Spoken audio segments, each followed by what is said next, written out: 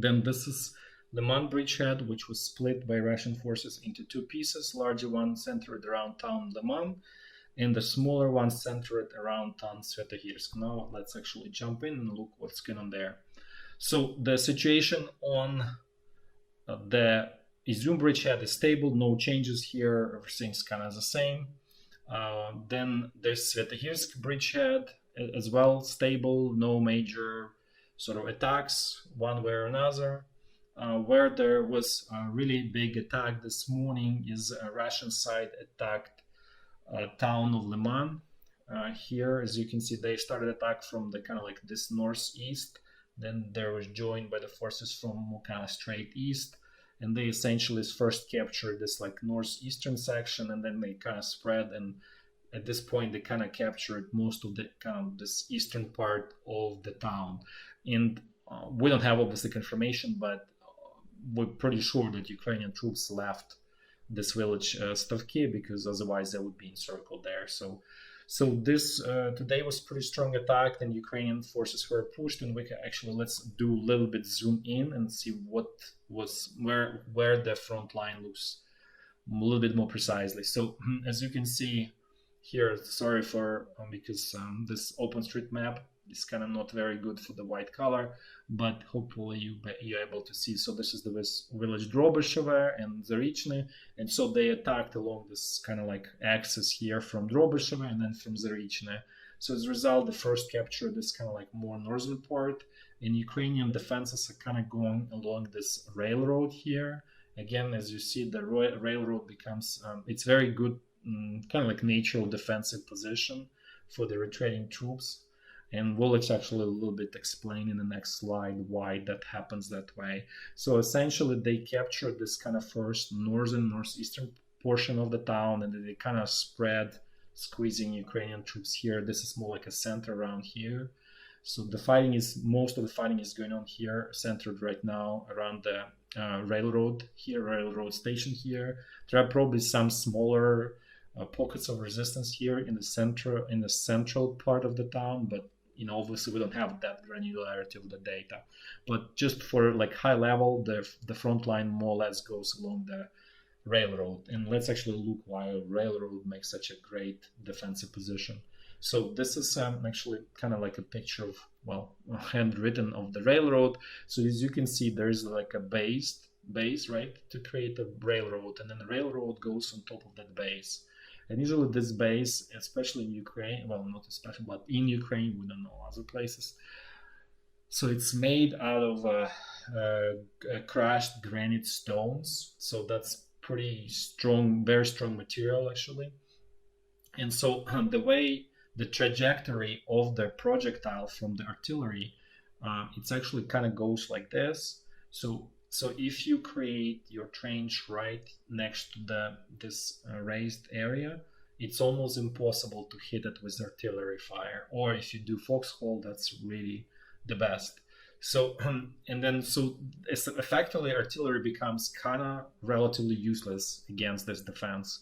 The only way you can get it is through the mortar fire, because the projectile is kind of like goes like more like this, kind of like so that really means but there is a problem. First of all, you don't have as many mortars, so you're reducing by more than half your firepower, first of all. And then mortars are they need to be very close to the front line, so they short distance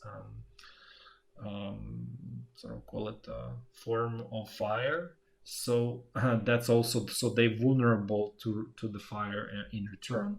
So basically it becomes very difficult to dislodge troops who, if they are skillful and know what they do, if they hold on to this railroad line, basically. Hope this helps to understand why this railroad such a we see that quite a bit recently.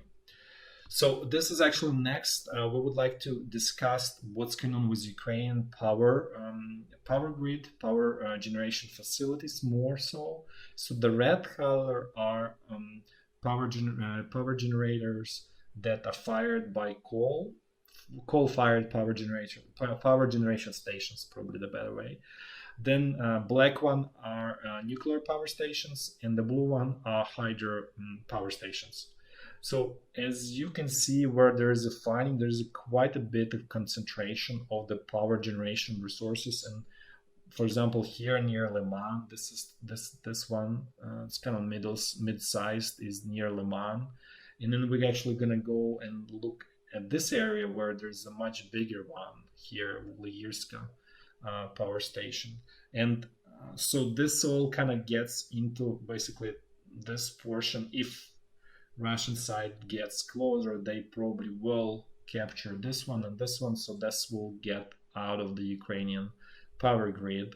And then what is already taking out of Ukrainian sort of power grid is power supply, probably better to say, is this nuclear station here in Enerhodar, and there's accompanying power generation station like coal fired. So there's kind of like a twins in a way. So that's a huge, as you can see, that's a huge power generation kind of complex there.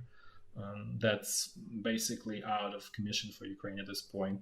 And then this is another, and here's another reason why that Russian troops on the Kherson bridgehead, why they're trying to spread very quickly, because they wanted to capture this another nuclear power station here.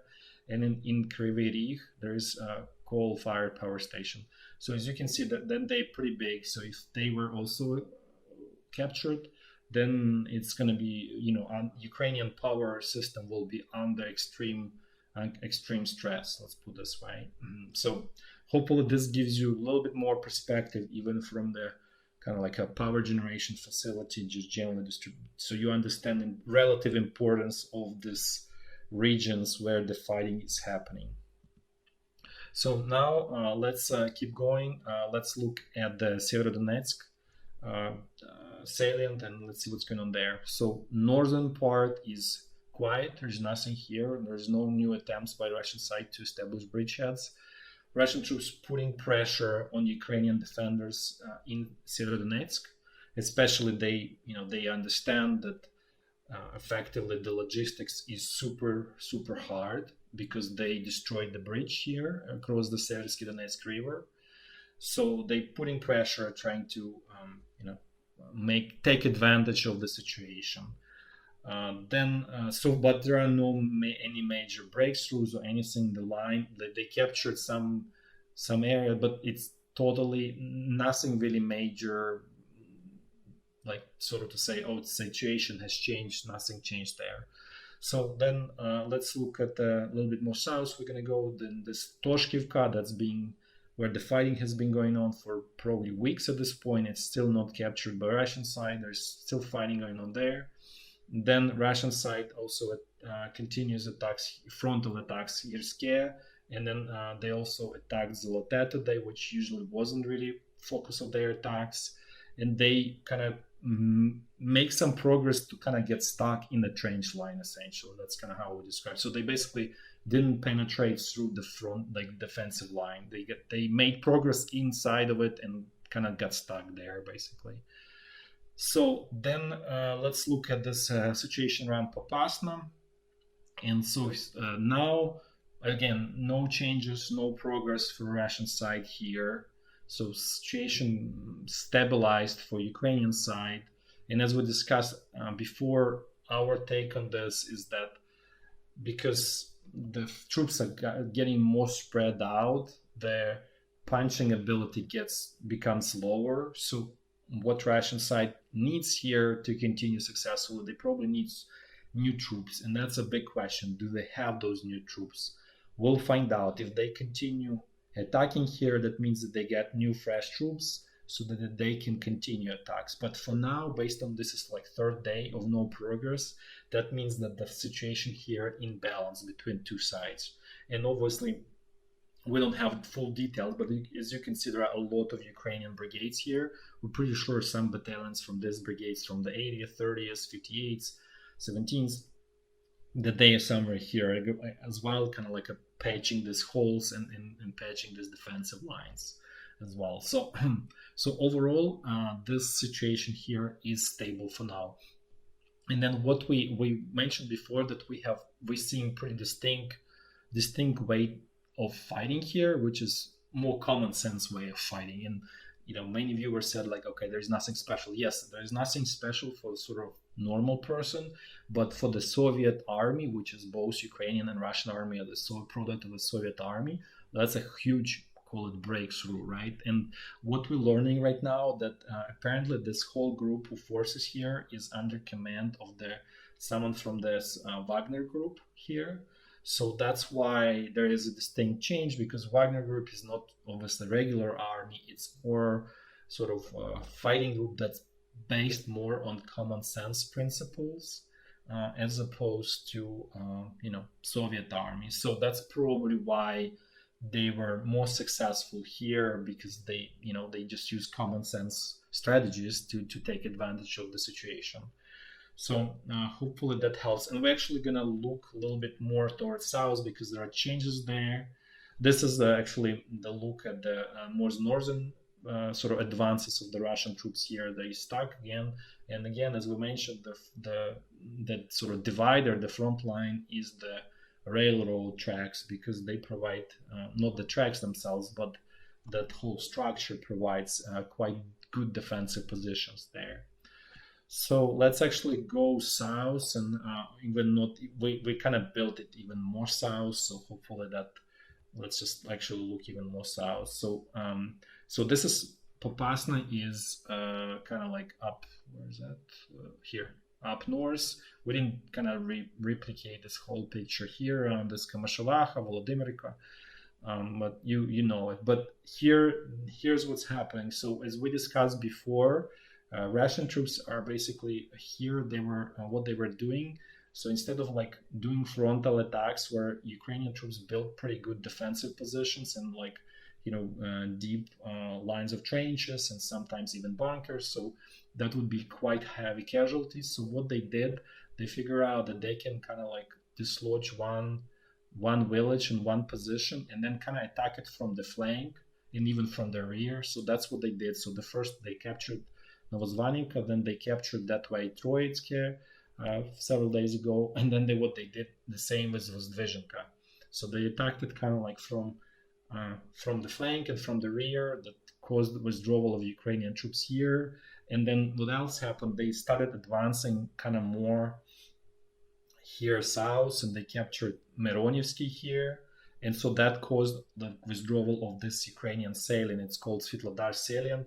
And there is that huge power generation facility around here. So that's why actually you see this lake here.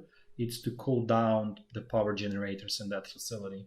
So basically, with this kind of like approach, they forced withdrawal of Ukrainian troops to the sort of on their, call it like western side of the lake. We don't know exact. This is estimated position of Ukrainian troops here. They could be actually just simply on the western side of this lake. So without much fighting, without heavy casualties, they managed to push out Ukrainian troops basically on the base out of their positions by actually kind of creating very credible threat of encirclement. And that's again intelligent way of fighting here. Unfortunately, for Ukrainian side, that's not very good. So this is actually new section of front line. We never kind of looked at this stretch because it was always quiet, but now it kind of become unquiet. So that's a situation here. In the end, it's obviously bad for Ukrainian army, but it's not something like, okay, end of the world, critical. Okay, they're just gonna withdraw to these positions here. They are obviously less not as good engineered and all that stuff, but at least this 30th brigade is in pretty good shape. It's pretty sort of fresh. It didn't suffer much from the beginning of the war, so they should be able to withstand, kind of like keep the defense line here in our estimate. Let's put it this way. But okay, let's keep going south. Now we're gonna look at the situation here straight west of Donetsk. Russian side is not able to continue exploiting initial sort of successes here in this salient, and then they continued attacks on Avdiivka, then Marlinka again, and then Novomikhailivka. So this is like all your typical areas of attacks. And then we mentioned this about 2 or 3 days ago. There's like large Russian unit mechanized unit floating around somewhere in this area. So we're saying it's either going to be used here to continue exploit this, so take New York, because apparently for some reason it attracts Russian attention. So they either will try to use it here, or maybe because, as we discussed, the situation in the around the Popasna, where they need more troops to continue exploiting, and that looks like a more, how to say, more interesting opportunity there for them. So they may actually bring that unit from here to there, but we'll find out as we kind of see that happening. So this is just a closer look at the whole, the same, this situation northwest of Donetsk. This is the salient. Let's keep going. So now let's look at the stretch of the Zaporizhia front line. We're going to look at the eastern section. We'll focus mostly on the eastern section because that's the most critical, most important one. Because Russian troops tried to create the pincer here, but now situation is totally stable here.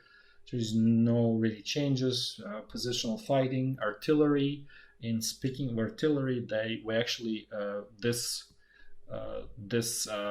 self-propelled howitzers from France, Caesars, I think they called.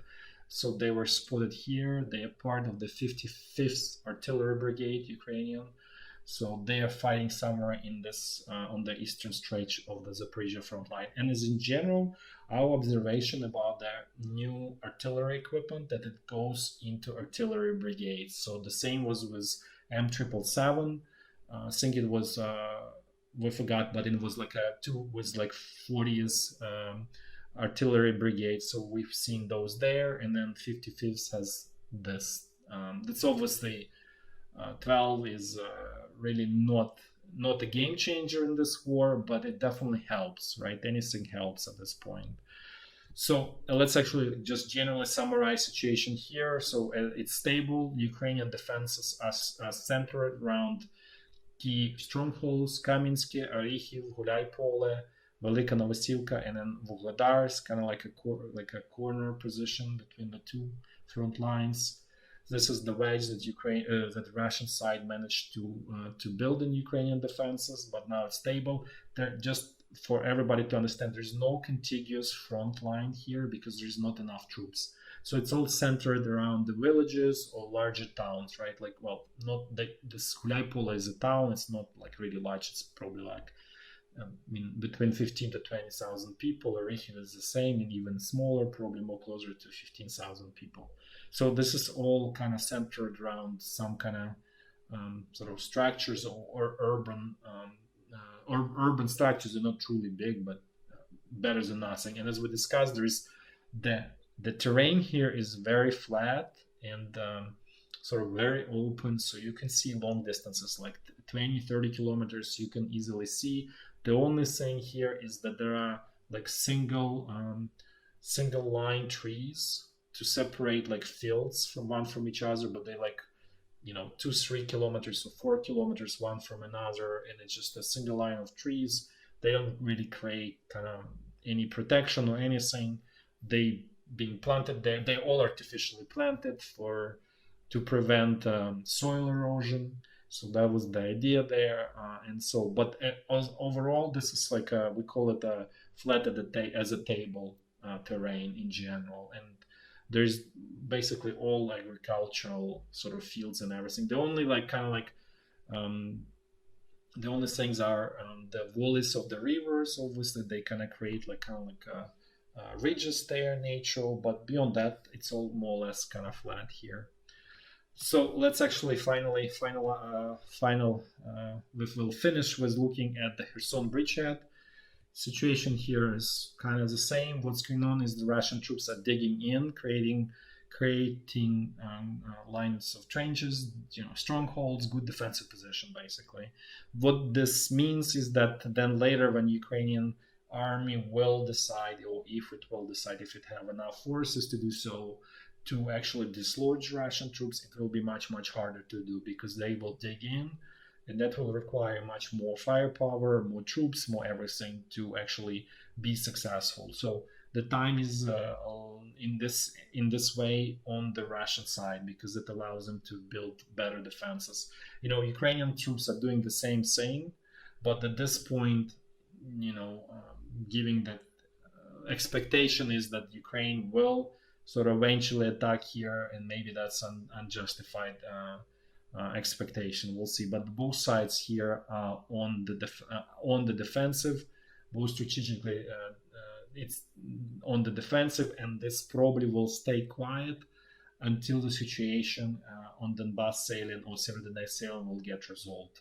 So that's obviously the focus of the both sides right now. So this is kind of like a